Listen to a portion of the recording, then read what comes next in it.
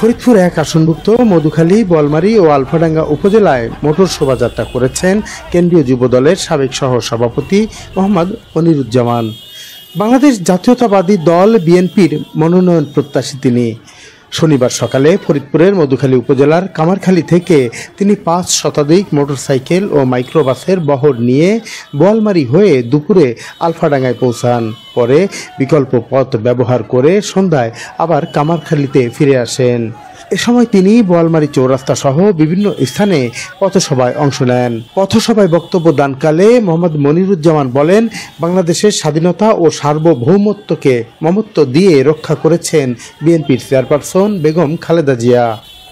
আওয়ামী লীগ সরকার দীর্ঘ 17 বছর ধরে তার উপর নির্যাতন চালিয়ে মৃত্যুর মুখে ঠেলে দিয়েছিলেন, কিন্তু দেশের প্রতি ভালোবাসায় তিনি কখনোই দেশ ত্যাগ করেননি, এমনকি অন্যায়ের সাথে আপোষও করেননি। এ সময় তিনি খালেদা জিয়ার দ্রুত সুস্থতা চেয়ে সাধারণ মানুষের কাছে দোয়ার প্রত্যাশা করেন। বাংলাদেশ জাতীয়তাবাদী দল থেকে মনোনয়ন প্রত্যাশী এ নেতার আয়োজন করা মোটর শোভাযাত্রায় বিএনপি ও অঙ্গ সংগঠনের বিভিন্ন স্তরের নেতাকর্মীরা উপস্থিত ছিলেন। আপনারা জানেন, দেশনেত্রী বেগম খালেদা জিয়া বাংলাদেশের স্বাধীনতা এবং সার্বভৌমত্বের প্রতীক, মায়ের মতো নেত্রী। উনি আজ অসুস্থ, উনি জীবন মৃত্যুর মাঝামাঝি। আমরা উদাত্ত কণ্ঠে আহ্বান জানাই, আপনাদের কাছে আমরা অনুরোধ করি, সারা বাংলাদেশের সকল মসজিদে, বাংলাদেশের হিন্দু সম্প্রদায়ের সকল মন্দিরে, আমাদের খ্রিস্টান ভাইরা তাদের গির্জায়, সমস্ত জায়গায় দেশনেত্রী বেগম খালেদা জিয়ার জন্য আপনারা দোয়া করবেন। মহান আল্লাহ তাআলার কাছে যেন আমাদের নেত্রী আবার সুস্থ হয়ে ফিরে আসেন আমাদের মাঝে। বন্ধুরা আমার, গত 17 বছর দেশের মানুষ, আমি নিজেও, আমরা মহান আল্লাহ তাআলার কাছে দোয়া করেছি।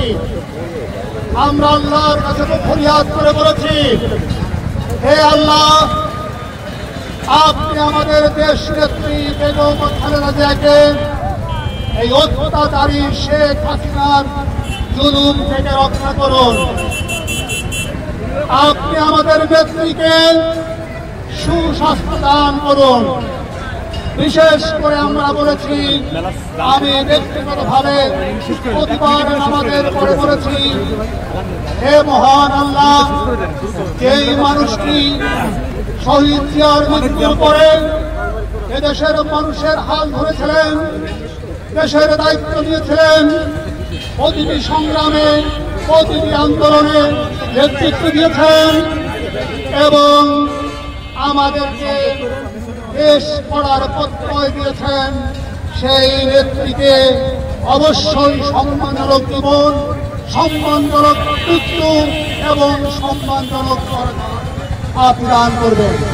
পরে রাতে তিনি নিজ বাসভবনে দলীয় চেয়ারপারসন বেগম খালেদা জিয়ার দ্রুত সুস্থতা কামনায় দোয়ার আয়োজন করেন। আপনারা দোয়া করেন যেন আল্লাহ তাআলা আমাদের নেত্রীকে, আমাদের দেশবাসীর কাছে আমরা আরো অনেকটা দিন পাই।